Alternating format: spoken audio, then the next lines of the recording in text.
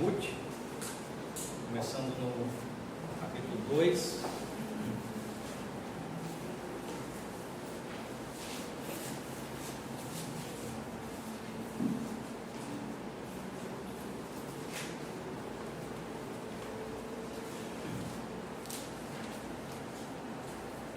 Ruth, capítulo 2, versículo 2. E Ruth, a moabita, disse a Noemi: deixa-me ir ao campo e apanharei espigas atrás daquele em cujos olhos eu achar graça. E ela disse: vai, minha filha. Versículo 8. Então disse Boaz a Ruth: ouve, filha minha, não vás colher em outro campo, nem tampouco passes daqui, porém aqui ficarás com as minhas moças. Os teus olhos estarão atentos no campo que cegarem, irás após elas. Não dei ordem aos moços que não te molestem. Tendo tu sede, vai aos vasos e bebe do que os moços tirarem. Versículo 14. E sendo já hora de comer, disse-lhe Boaz: achega-te aqui e come do pão e molha o teu bocado no vinagre. E ela se assentou ao lado dos segadores, e ele lhe deu do trigo tostado, e comeu, e se fartou, e ainda lhe sobejou. Levantando-se ela a colher, Boaz deu ordem aos seus moços, dizendo: até entre as gavelas deixai-a colher, e não a censureis. Deixai cair alguns punhados de propósito, e deixai-os ficar, para que os colha e não a repreendas. Versículo 22. Disse Noemi a Ruth, sua nora: melhor é, filha minha, que não saias com as suas moças, para que noutro campo não te encontrem. Capítulo 3, versículo 1. Disse-lhe Noemi, sua sogra: minha filha, não hei de buscar descanso para que fiques bem? Ora, pois, não é Boaz com cujas moças estiveste de nossa parentela? Eis que essa noite padejará a cevada na eira. Lava-te, pois, e unge-te, e veste os teus vestidos, e desce à eira. Porém não te des a conhecer ao homem, até que tenha acabado de comer e beber. E há de ser que quando ele se deitar, notarás o lugar em que se deitar, então entrarás e descobrir-lhe-ás os pés, e te deitarás, e ele te fará saber o que deves fazer. E ela lhe disse: tudo quanto me disseres, farei. Então foi para a eira, e fez conforme a tudo quanto a sua sogra lhe tinha ordenado. Versículo 9. E disse ele: quem és tu? E ela disse: sou Ruth, tua serva. Estende, pois, a tua capa sobre a tua serva, porque tu és o remidor. E disse ele: bendita sejas do Senhor, minha filha. Melhor fizesse essa tua última benevolência do que a primeira, pois após nenhum dos jovens fosse, quer pobre, quer rico. Agora, pois, minha filha, não temas. Tudo quanto dissesse te farei, pois toda a cidade do meu povo sabe que és mulher virtuosa. Versículo 15. Disse mais: dá-me a capa que tens sobre ti e segura. E ela a segurou, e ele mediu 6 medidas de cevada, e las pôs em cima, então foi para a cidade. E foi a sua sogra que lhe disse: como foi, minha filha? E ela lhe contou tudo quanto aquele homem lhe fizera. E disse mais: essas 6 medidas de cevada me deu, porque me disse: não vás vazia a tua sogra. Então disse ela: espera, minha filha, até que saibas como irá o caso, porque aquele homem não descansará, até que conclua hoje esse negócio. Também em Mateus, Evangelho escrito por Mateus, capítulo 1.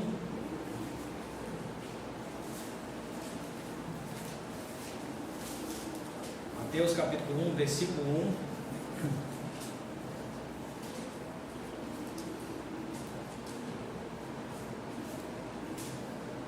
Livro da geração de Jesus Cristo, filho de Davi, filho de Abraão. versículo 5. Salmão gerou de Raabe a Boaz, e Boaz gerou de Rute a Obed, e Obed gerou a Jessé, e Jessé gerou ao rei Davi. Só isso que eu queria ler. Pensamos um pouquinho ontem sobre como Noemi ilustra para nós, no sentido individual, um cristão que afastou-se de Deus e está sendo restaurado à comunhão com o Senhor Jesus Cristo. Mencionei de passagem no final do estudo sobre como Noemi também poderia ser de uma figura coletiva, identificando, comparando a comum Israel e Ruth como figura da igreja. Hoje eu queria pensar um pouco sobre Ruth, outro personagem principal desse livro, começando com esse sentido coletivo. Ruth como figura da igreja, que é a noiva de Cristo. E a base para isso é o fato de que Boaz é uma figura de Cristo, e o Novo Testamento enfatiza a união íntima que há entre Cristo e a sua igreja, usando essa figura da noiva. Há várias figuras diferentes usadas no Novo Testamento para explicar para nós o que é a igreja. Não pensando agora numa igreja local, pensando na igreja que é o corpo de Cristo. Todos os salvos dessa dispensação. A igreja é comparada, por exemplo, a um corpo. E nessa figura, Cristo é o cabeça. Nós somos dependentes dele. A igreja é comparada a um rebanho. Nessa figura, Cristo é o pastor. Nós somos as ovelhas. Mas a igreja é também comparada a uma noiva. Cristo é um noivo. A igreja, nós coletivamente formamos a noiva. Temos em Efésios capítulo 5, o apóstolo Paulo dizendo que Cristo amou a igreja e a si mesmo se entregou por ela. O contexto está falando do amor do marido para com a esposa. Maridos, amai vossas mulheres, como também Cristo amou a igreja, e a si mesmo se entregou por ela. Naquele contexto vemos que Cristo vai apresentar a igreja a si mesmo, uma igreja gloriosa, sem mancha, nem mácula, nem ruga, nem coisa semelhante, mas santa e irrepreensível. Essa será a glória futura da igreja no dia das bodas do Cordeiro. Nós vemos desse dia em Apocalipse capítulo 19, quando lemos profeticamente sobre o dia, perto do final da tribulação, quando a igreja será apresentada a Cristo como a sua noiva, vestida de vestes brancas e resplandecentes. Então Cristo voltará a esta terra para estabelecer o seu reino de glória. Essa figura da igreja como noiva do Cordeiro destaca, como eu já mencionei, a intimidade, o amor precioso, a comunhão íntima que há entre Cristo e nós como seu povo. Há várias noivas no Velho Testamento que são figura de Cristo. Começamos com Adão e Eva no Jardim do Éden, antes da entrada do pecado no mundo. Adão na sua inocência, ainda antes de pecar. Adão estava sozinho. O texto de Gênesis capítulo 2 deixa bem claro que Eva só foi criada depois que Adão sentiu a falta de alguém. Deus poderia ter criado Adão e Eva na mesma hora, mas por alguma razão que só Deus conhece, Ele preferiu deixar claro primeiro essa dependência de Adão.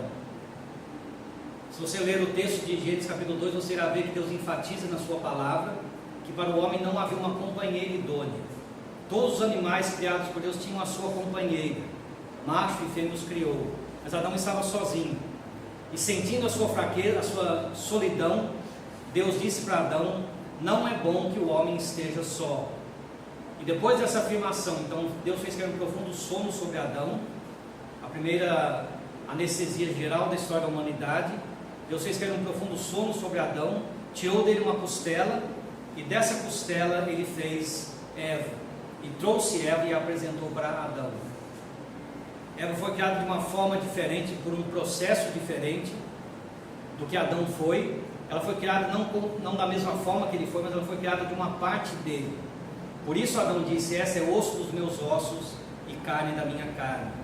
E essas palavras de Adão são citadas lá em Efésios capítulo 5, onde lemos da igreja como a noiva do Cordeiro. Então essa necessidade, essa complementação, Eva complementando Adão, nos ajuda a entender como a igreja complementa a Cristo. Dizendo essa expressão dessa forma pode parecer até uma blasfêmia. Cristo é completo em si mesmo, todos os tesouros da sabedoria e do conhecimento estão ocultos nele. Ele é onipotente, onisciente, onipresente, ele é tudo, ele é Deus. Como que alguém pode completá-lo? Algo que nós não conseguimos entender. Mas vemos em Efésios capítulo 1, no finalzinho do capítulo 1 de Efésios, que a igreja é a plenitude daquele que cumpre tudo em todos. Uma das frases mais difíceis de ser compreendidas na Bíblia. Nós arranhamos a superfície dessa frase, entendemos mais ou menos o sentido geral. A profundidade dela fica muito além do nosso alcance. Cristo é cabeça da igreja, que é o seu corpo, diz Efésios 1, e acima de tudo, acima de todas as glórias que Ele tem, Deus o constituiu como cabeça da igreja, que é o seu corpo, a plenitude daquele que cumpre tudo em todos. Cristo cumpre tudo em todos, quer dizer, Ele é completo em si mesmo, Ele não depende de ninguém, Ele não precisa de ninguém, mas a igreja é a plenitude dele, a igreja é aquilo que torna Ele completo. Parece até estranho dizer isso, mas nós entendemos a profundidade, a intimidade do relacionamento entre Cristo e a sua igreja. Procuramos entender essas coisas com mais perfeição, procuramos nos aprofundar mais nelas, entendendo que estamos diante de um mar imensurável, como cantamos hoje, o mar imensurável do amor de Deus. Entendemos mais ou menos o que quer dizer e queremos conhecer cada vez melhor essas verdades.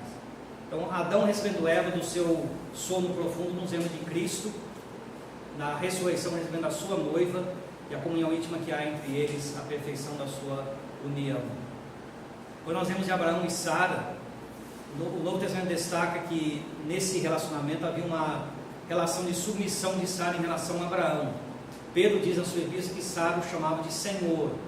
Isso lembra a nós hoje que nós somos submissos também ao nosso noivo, ao Senhor Jesus Cristo, que é Senhor da igreja. Lemos de Isaac e Rebeca, uma figura muito clara, muito preciosa sobre a igreja que é o corpo de Cristo. Vemos que Rebeca atravessou o deserto para encontrar com Isaac sem conhecê-lo. Abraão mandou um servo para a terra onde Rebeca morava, convenceu essa moça a voltar para casar-se com Isaac. Ela atravessou o deserto na companhia do servo de Abraão, sem saber quem era Isaac, sem conhecer Isaac pessoalmente, veio para casar com ele e foi feliz com ele. Assim como a igreja, reunida dos gentios pelo Espírito Santo, está sendo conduzida pelo deserto desse mundo até chegar no céu para encontrar-se com o Salvador. Aquele, como diz Pedro, que nós não tendo visto, nós amamos. Nós o conhecemos pela fé, não o conhecemos pessoalmente, mas o amamos. Estamos sendo levados até o encontro dele, como Rebeca foi levada ao encontro de Isaac. O filho de Isaac, Rebeca, casou-se com Raquel, e nesse relacionamento destaca-se o amor mútuo, principalmente o amor de Jacó por Raquel. Diz o texto de Gênesis, do livro de Gênesis, que Jacó teve que trabalhar 7 anos para poder casar com Raquel. Mas diz o texto que esses 7 anos pareceram como poucos dias. Diz a Bíblia, por causa do muito que ele a amava. O amor dele fez com que os 7 anos pareceram poucos dias. Lembrando de como Cristo amou ele, quanto ele nos amou, que preço tão alto ele pagou para a nossa redenção, entregando-se a si mesmo para nos apresentar diante dele. Lemos também de José, o filho de Jacó, como ele recebeu uma esposa gentia, depois que ele saiu da prisão, depois da sua glorificação, passando um tempo em sofrimento, preso, depois glorificado. Na sua glorificação ele recebeu a Zenate, a esposa dos gentios. Lembrando de como Cristo, rejeitado pelo mundo, será entronizado em glória, e quando ele for manifestado em glória, ele estará manifestado junto com a sua noiva, que somos nós, a igreja. Cada uma dessas figuras e outras também nos ajudam a entender um pouquinho da complexidade, da vastidão do relacionamento entre Cristo e a sua noiva. Mas o caso de Ruth é um pouco diferente. Sara, Rebeca e Raquel, as 3 esposas dos patriarcas, todas elas foram famosas pela beleza dela, beleza física. O caso começa com o caso de Sara. Abraão até teve receio de dizer que ela era esposa dele, pensando que os egípcios iriam querer matá-lo por causa de Sara. Lemos em Gênesis 12 que os servos de Faraó falavam tão bem dessa mulher para Faraó, que Faraó interessou-se em trazê-la para dentro da sua casa. Ela foi notória, Sara foi notória pela sua beleza. O mesmo nós vemos de Rebeca, que casou com o filho de Sara. Pelo menos 2 vezes a Bíblia fala da beleza física dela. E a mesma coisa é dita sobre Raquel, que casou com Jacó. Essas 3 foram notórias pela beleza física, pela beleza da sua aparência. Mas em Ruth nós não temos nenhuma descrição física, nem a menor sugestão física de qualquer detalhe sobre Ruth. Se algum escritor humano fosse escrever a história de Ruth, certamente haveria alguma sugestão sobre algum detalhe da aparência física dela. Mas Deus não faz nenhuma menção a nenhum aspecto físico de Ruth, nem da sua beleza, nem da sua simplicidade. Ele menciona o caráter dela. Nós vemos hoje no capítulo 3, versículo 11, como Boaz diz para Ruth: toda mulher, toda a cidade do meu povo sabe que és mulher virtuosa. Essa afirmação é surpreendente quando você pensa no contexto em que ela foi dita.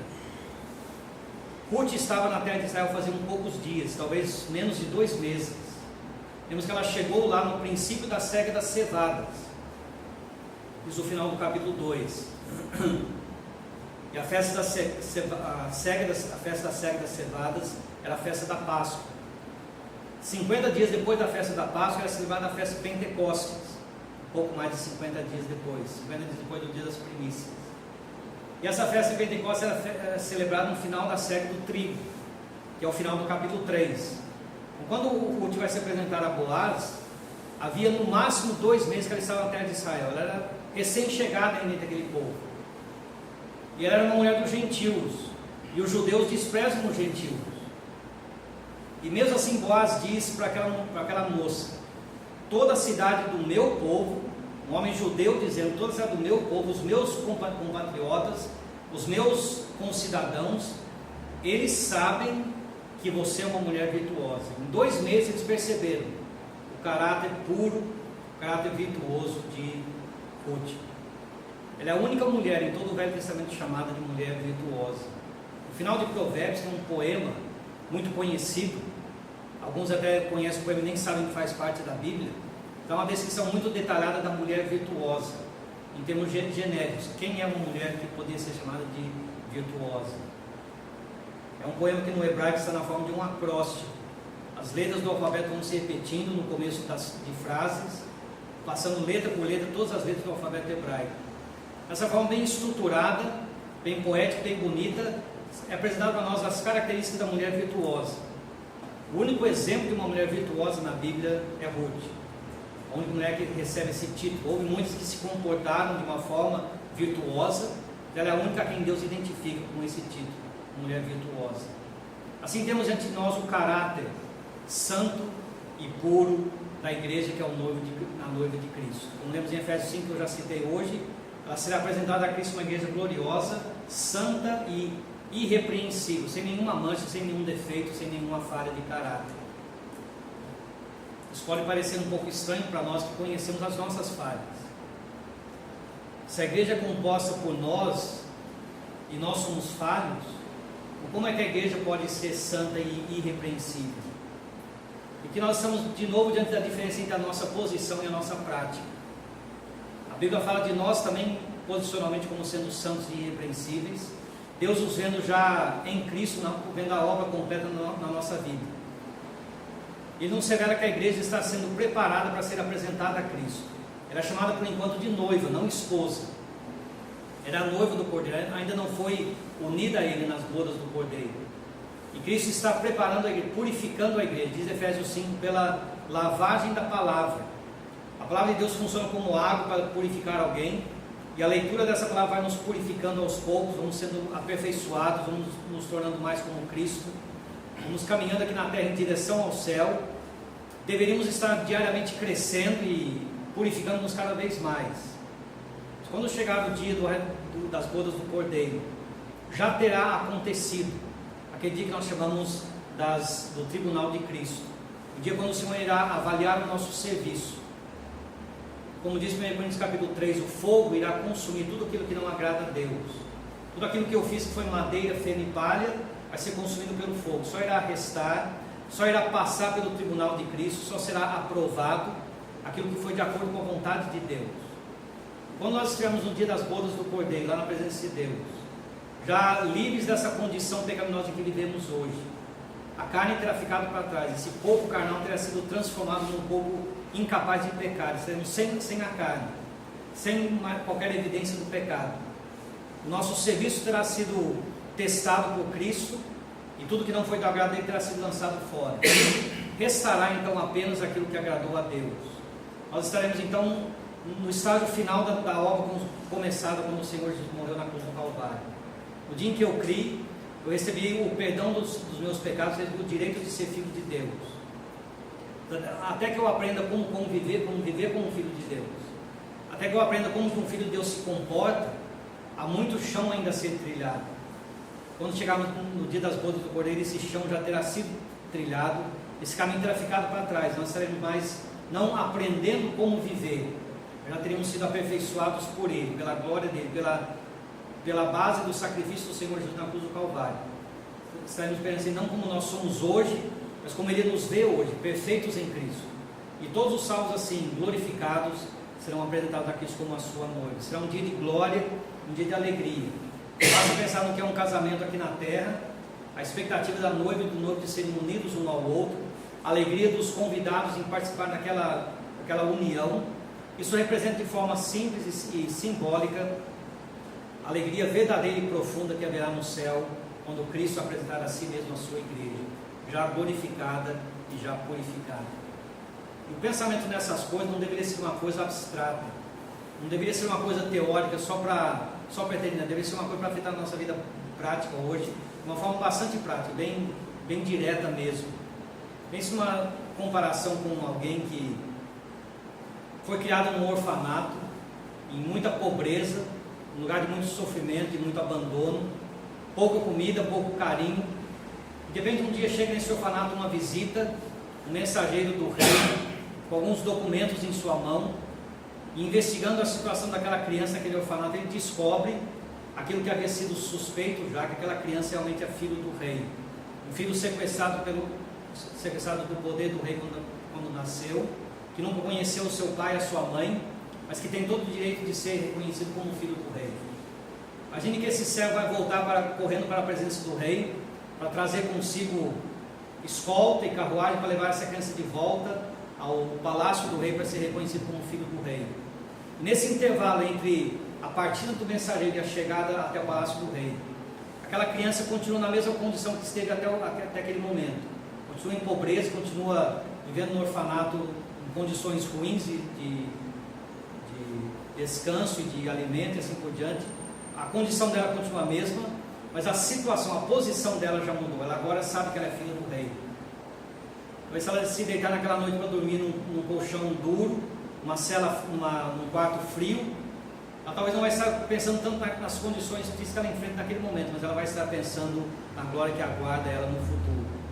Essa deveria ser a atitude de cada cristão hoje, quando estamos nesse mundo. Estamos vivendo ainda dentro de um corpo de pecado, um corpo sujeito à doença, sujeito a desagradar a Deus, sujeito à enfermidade, sujeito à desobediência.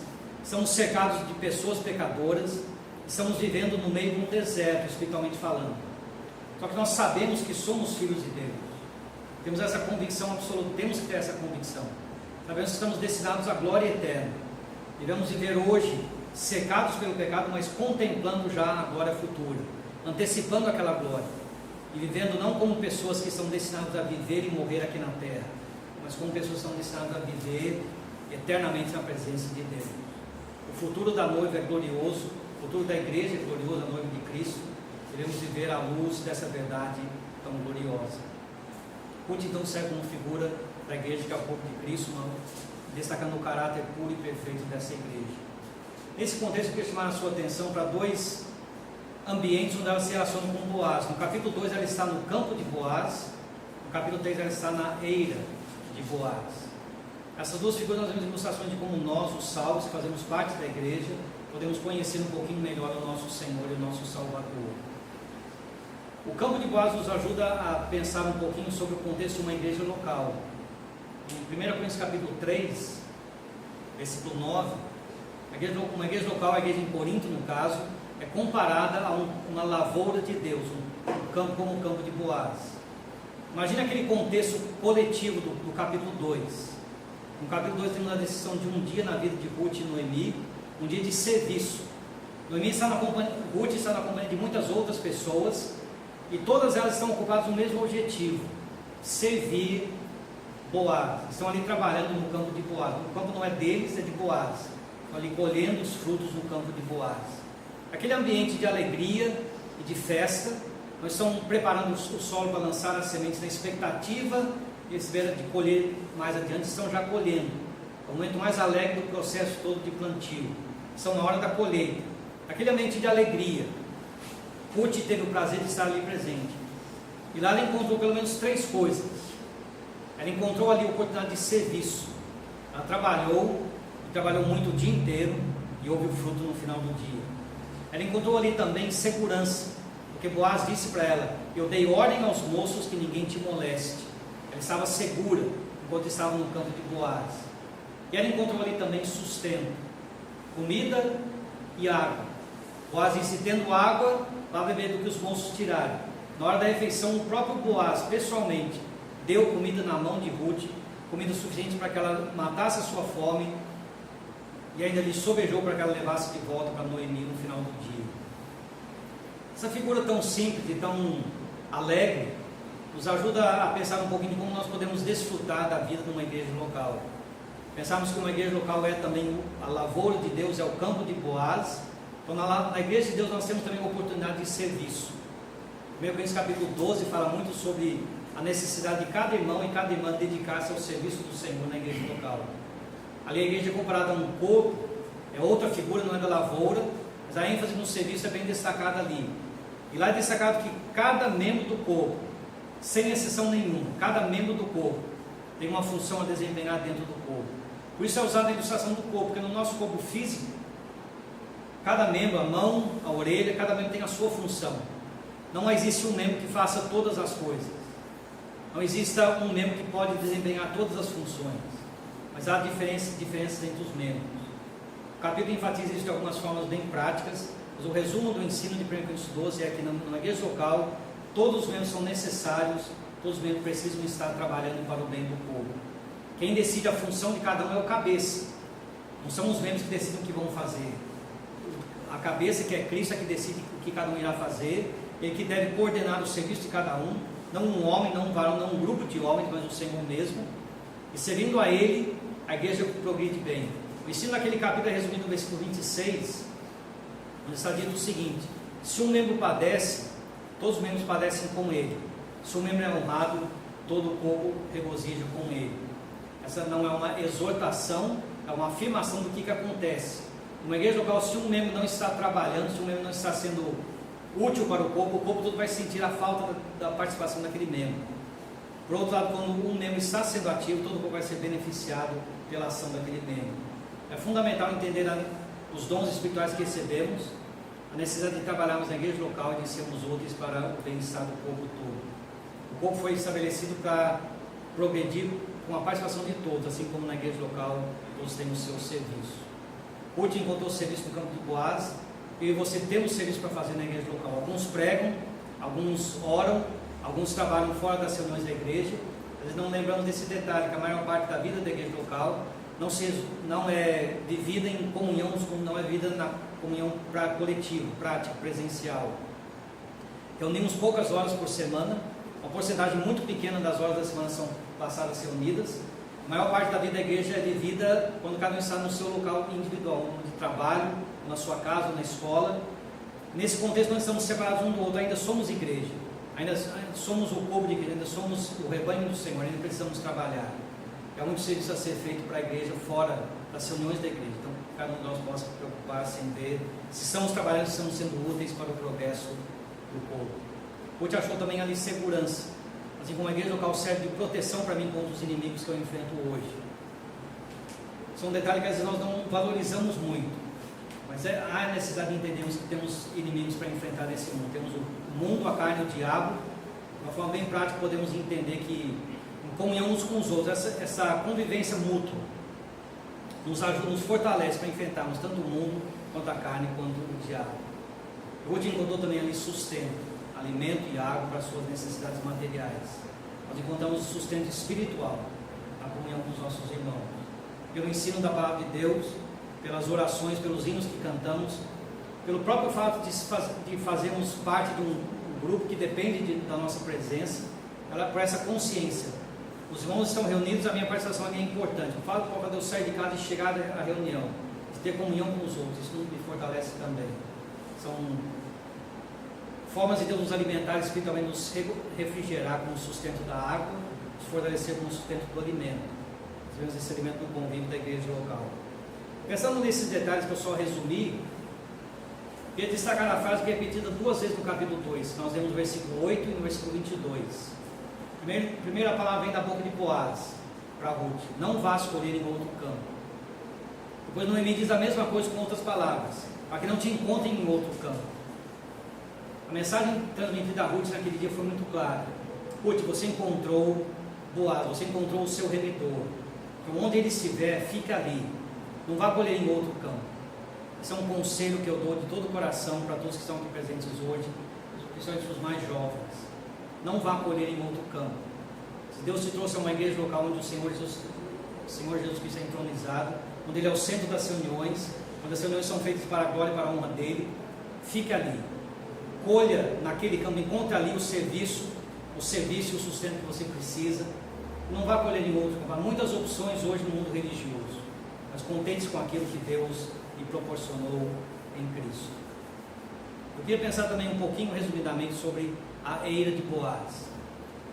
E a eira apresenta uma figura completamente diferente da questão do campo. O campo é figura de crescimento, multiplicação. Você lança uma semente e uma semente produz muita semente. Agora a eira é lugar de diminuição. A eira seria semelhante ao terreiro, talvez a palavra mais conhecida hoje em dia. Depois que os grãos eram colhidos do campo, eram colocados na eira ou no terreiro, e haveria um volume muito grande de colheita. Mas nem tudo aquilo era aproveitável.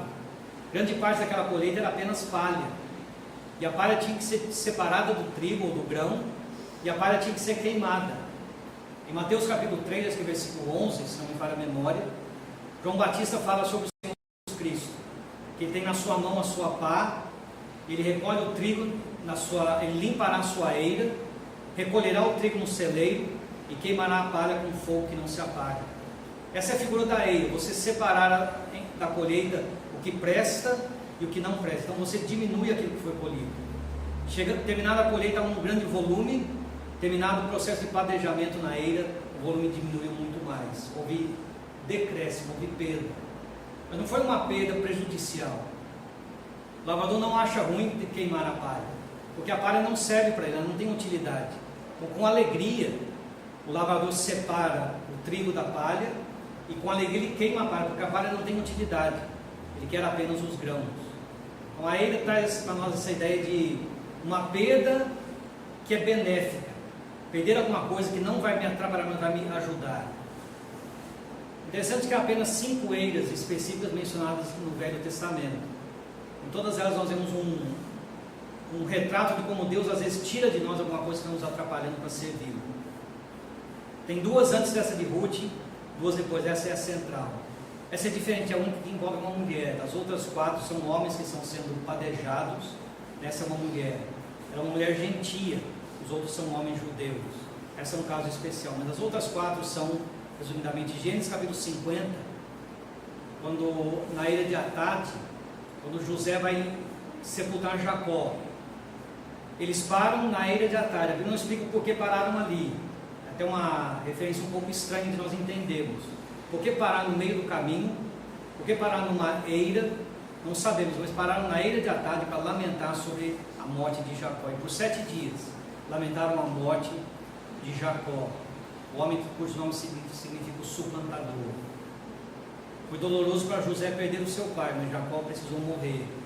Antes de morrer, Jacó havia dito para José: eu morro, mas Deus estará convosco. Essa frase é preciosa.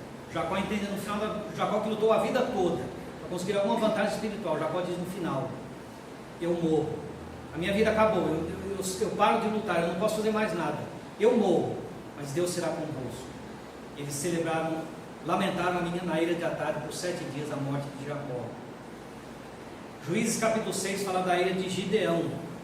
Quando Deus chamou Gideão para libertar o povo de Israel, Gideão tinha muito medo, um pouco temeroso, um pouco receoso.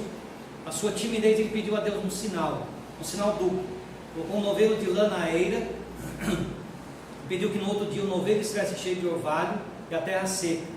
A noite seguinte foi o contrário, o novelo seco e a terra ao redor molhada do orvalho. Naquela eira Deus tirou de Gideão a sua timidez, e com esses sinais Deus deu para ele coragem para enfrentar o inimigo.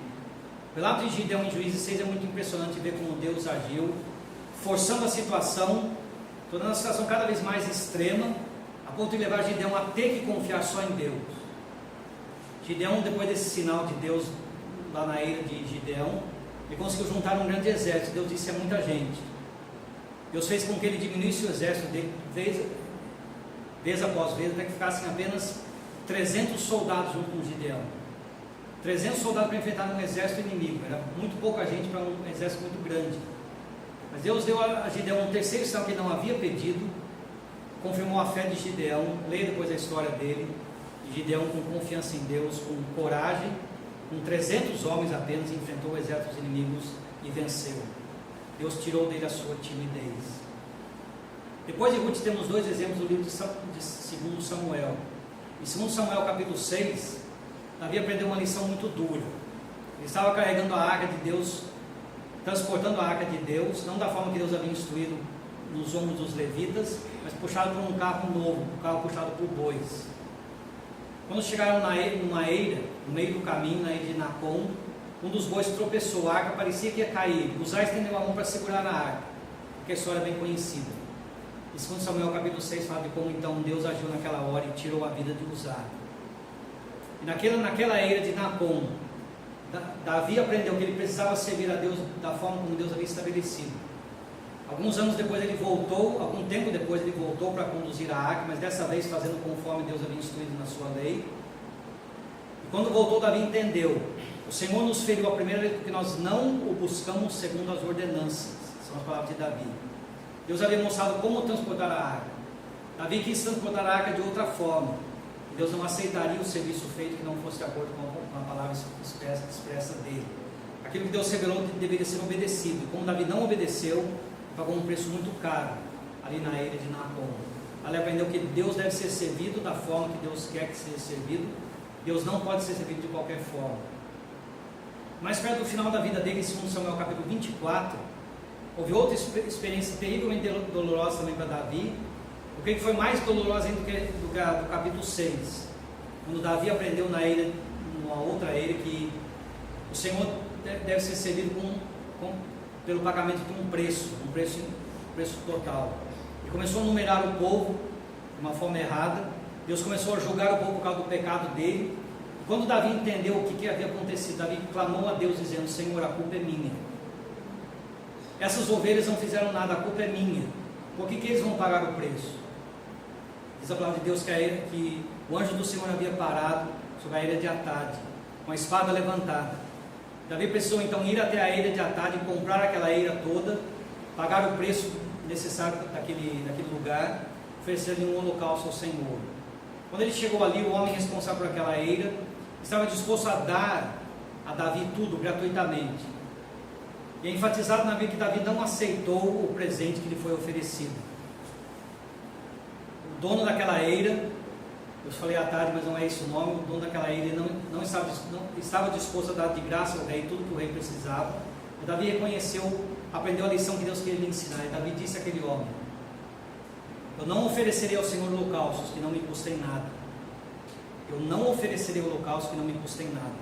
Ele comprou pelo preço integral aquela eira, pagou o preço que havia sido exigido, ofereceu o holocausto ao Senhor e Deus então o perdoou.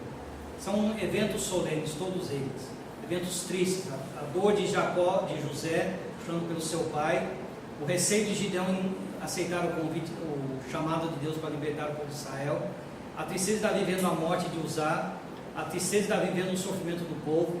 Todos esses eventos são solenes e profundos e falam de como Deus precisa às vezes agir de uma forma dura conosco, tirando de nós alguma coisa que está nos atrapalhando no seu serviço. Seja a atitude da carne, seja a covardia, seja um serviço mal feito. Muitas vezes Deus precisa, como um cirurgião, agir em nós para tirar alguma coisa que incomoda, alguma coisa que atrapalha o nosso serviço para Ele. E essa perda pode ser dolorosa para nós. Esse processo de padejamento na eira pode ser doloroso para nós, mas sempre será útil.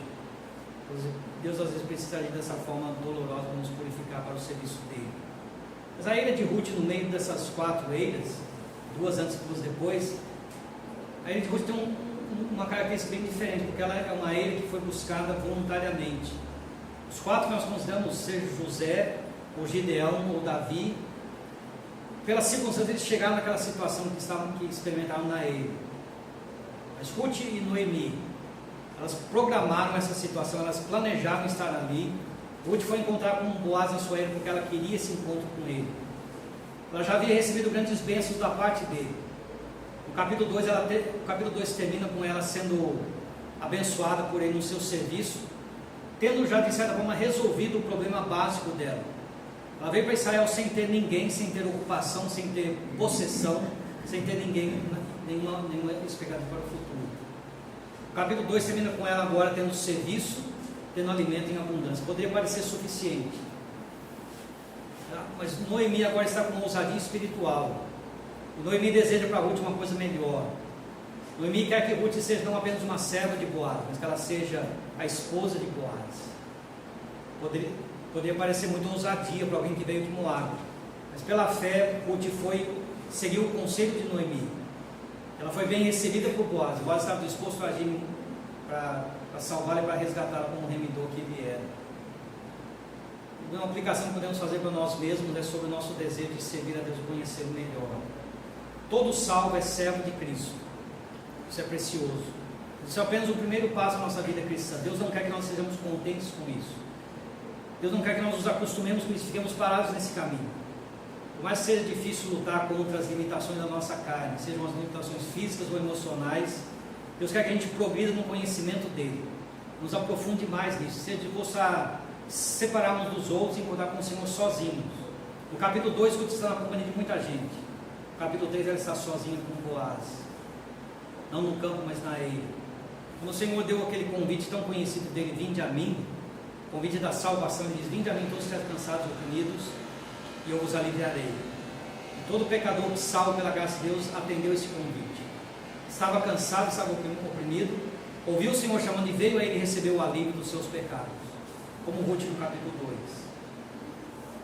O Senhor continua lá em Mateus capítulo 11, depois de nos chamar para recebermos o alívio do nosso pecado, do fardo que carregamos.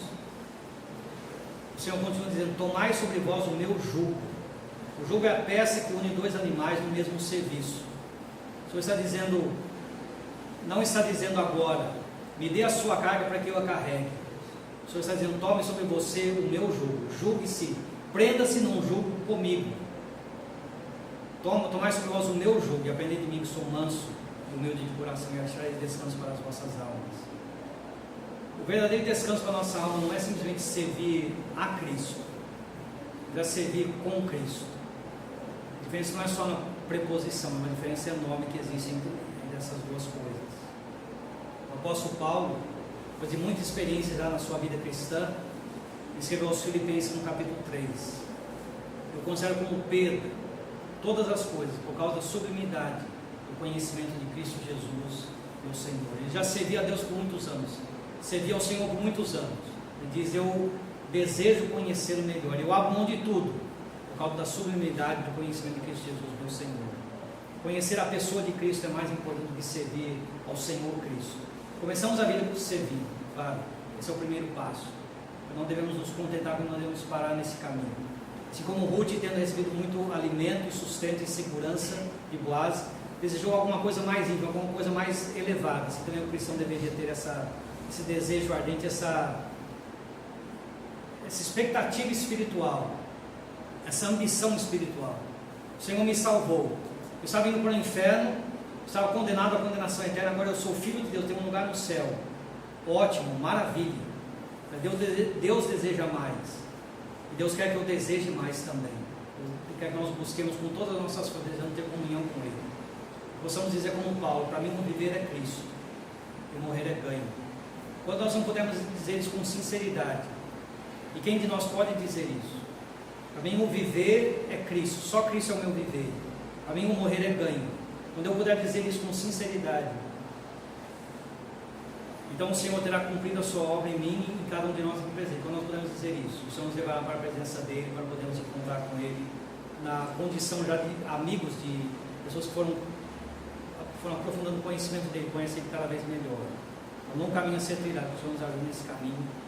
Possamos orar diariamente, Senhor, nos ajude-nos a conhecer melhor o Teu amado Filho, conhecer cada vez mais intimamente, cada vez mais pessoalmente, e assim nós estaremos servindo o Senhor melhor, conhecendo como servir. Já o servimos, devemos poder conhecer o melhor para servir.